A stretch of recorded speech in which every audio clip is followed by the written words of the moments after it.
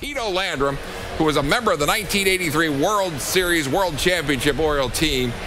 Tito, before we get into what you're doing now, yes, sir. I want your memories of that game against Britt Burns there. Game 4, you hit the home run, game scoreless, 10th inning. Believe me, it was a dream, because if anybody on that team, who would have expected me to hit a home run? We had some guns. So it was a lot of fun. That team came together collectively, and it was a nice time being there. I felt like family right away.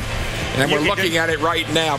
This was a terrific performance by Burns. It looked like a bat boy hit it. You know what was so bad about it is, Britt Burns put the ball right where the catcher wanted it, and he still hit it out of the ballpark. 1-0, one-run game in 10th inning. Tito Landrum hit. We don't go to the World Series. I don't get to be an MVP of a World Series unless Tito Landrum comes off the bench and does that play, because Tony La Russa outthought himself in that series. He thought by putting Britt Burns in there in the 4th game, he would solidify that 5th game, with Lamar Hoyt, who the Orioles couldn't beat at that time, except Tony just forgot that if we won that game, it was all over. Thank goodness. We didn't want to go any further either, though. No. Tito, you're in the medical field, though. Tell us a little bit about what you do now. Physical therapy. All those things that break down, I get to fix up, and us old-timers nowadays, bad back, sciatica, replace hips, replace knees. It's an enjoyable field, and I'm loving it. Absolutely loving. Giving people back the quality of the life they would like. Can you do anything with my knee right now? Because I had a partial knee replacement, and that thing hurts still. 2.5 months. I'm cash only now. We're working out on the golf course, because I heard you just moved into my neighborhood out in California. Tito, memories of that. You came to the Orioles from the Cardinals. You weren't with us for the whole season. But let's talk a little bit about that, and then winding up back in St. Louis.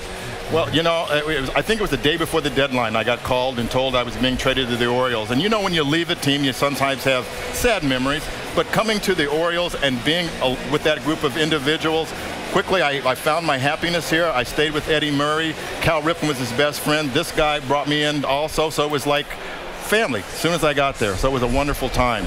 And as far as being a part of that team, I think I knew my role right away. I was going to be that 4th outfielder getting to play, and so I was prepared every day. So it was a lot of fun. Now, you're acquired by the Orioles, but talk about how the trade worked again later. From what I was told, I was the player to be named later in my own trade. Can you get that one? Yeah, the baseball gods govern, don't they? You know what he did for us with that team is what Steve Pearce is doing for the Orioles right now. Yeah. You played in the National League, you played in the American League. What kind of an adjustment is it to have to go from one league to the other like that? So in the middle of the season. To be very honest with you, I was kind of a player that just see the ball and hit it. But I understood that they threw a lot more change-ups and curveballs in this league. And I wasn't a curveball or a change-up hitter, so I had to make some adjustments when I came over to this league. Now, a lot of times, you hear these players that have these great careers and never make it to a World Series. Your career, was short with the Orioles. Look at the rings on his fingers. And he's not wearing them all either. But you made it to the World Series. I think back to Ernie Banks, never in a World Series. Right. But now in that brief period of time with the Orioles, you're on a World Championship team, another World Championship team. What's it like for you when you reflect back now 31 years later? 31 years, you said it. It's hard to reflect sometimes, but I was just blessed. I didn't play any high school baseball, first of all. Then I get to the major leagues after spending 7 or 8 years in the minor leagues. I come to the Cardinals, a great organization. I get traded to the Orioles as well, a great organization. So if you look back on that, you just have to say this kid was blessed throughout his whole career. It's a great way of looking at it. Tito Landrum, we thank him for being here. He's with the Orioles Alumni Association tonight, signing autographs, and just a wonderful person, and we've always enjoyed talking with him.